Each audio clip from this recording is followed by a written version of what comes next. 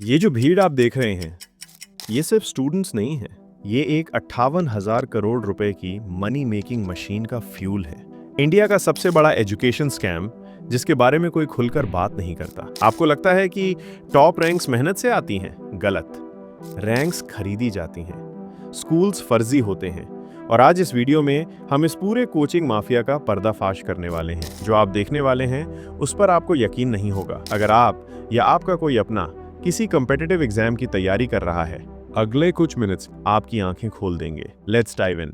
शोर, उस high energy intro के बाद का ये सन्नाटा, यही वो असलियत है जो उन बड़े बड़े बिलबोर्ड्स के पीछे छुपी होती है। अपने बच्चे को स्टेशन पे छोड़ते वक्त एक मिडिल क्लास बाप सिर्फ उसे अलविदा नहीं कहता, वो अपनी सारी सेविंग्स, अपना पीएफ, शायद अपनी जमीन, सब कुछ एक उम्मीद के हवाले कर देता है। एक ऐसी रैंक की उम्मीद जो उनकी आने वाली पुश्तों की किस्मत बदल दे। लेकिन उन्हें नहीं पता कि जिस उम्मीद के सहारे वो अपने बच्चे को भेज रहे हैं, वो उम्मीद एक प्रोडक्ट है। आपने हर साल अखबारों में फ्रंट पेज एड्स देखे होंगे, एक ही बच्चे का चेहरा 3 अलग अलग कोचिंग इंस्टीट्यूट्स के बैनर पर। कभी सोचा है एक बच्चा 3 जगह एक साथ कैसे पढ़ सकता है? Welcome to the game of rank buying. जो बच्चे असलियत में टॉप करते हैं, एग्जाम के रिजल्ट से एक रात पहले उनके घर एक फोन कॉल आता है। डील सिंपल होती है, हमारा नाम यूज करने दो और ब्लैंक चेक पर अमाउंट खुद लिख लो। करोड़ रुपए तक की बोलियां लगती हैं एक AIR-1 के लिए। आपको लगता है कि आपका बच्चा उस इंस्टीट्यूट में पढ़कर टॉप करेगा, लेकिन उस टॉपर ने वहां से सिर्फ एक 500 रुपए की टेस्ट सीरीज ली थी। उस झूठे ऐड को देखकर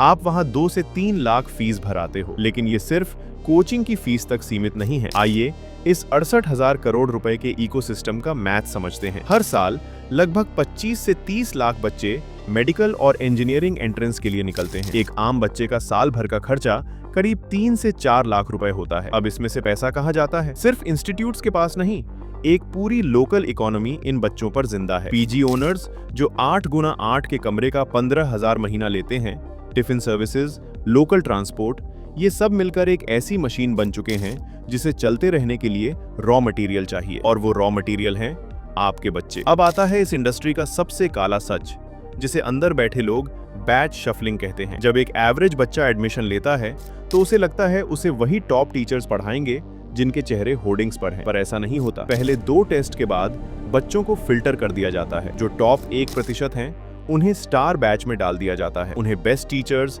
AC रूम्स और पर्सनल डाउट काउंटर्स मिलते हैं। क्यों? क्योंकि अगले साल का होर्डिंग यही बच्चे बनेंगे। और बाकी के 99% बच्चे, उन्हें डाल दिया जाता है रेगुलर बैचेस में। इंडस्ट्री की भाषा में इन्हें कहा जाता है द डोनर बैच। इनका काम सिर्फ एक है, फीस देना, ताकि स्टार बैच का खर्चा उठाया जा सके। आपके बच्चे का कॉन्फिडेंस सिस्टम ने सिस्टमैटिकली तोड़ दिया ताकि किसी और का बच्चा एड में चमक सके। इस प्रेशर कुकर में और आग लगाती है डमी स्कूल्स की परंपरा, जहां स्कूल के रिकॉर्ड्स में बच्चा प्रेजेंट है पर असलियत में वो 16 घंटे एक कमरे में बंद है। बचपन, खेलकूद, सोशल लाइफ सब खत्म। हर साल हजारों बच्चे उस प्रेशर को झेल नहीं पाते। उन्हें लगता है कि अगर वो IIT या नीट क्रैक नहीं कर पाए तो उनकी जिंदगी खत्म है, क्योंकि सोसाइटी ने, इन बिलबोर्ड्स ने और जाने अनजाने में उनके अपने माँ बाप ने उनके दिमाग में यही डाल दिया है। 58,000 करोड़ रुपए की इस इंडस्ट्री में एक बच्चे की जान की कीमत क्या है? एक दिन की न्यूज, एक हैशटैग, और फिर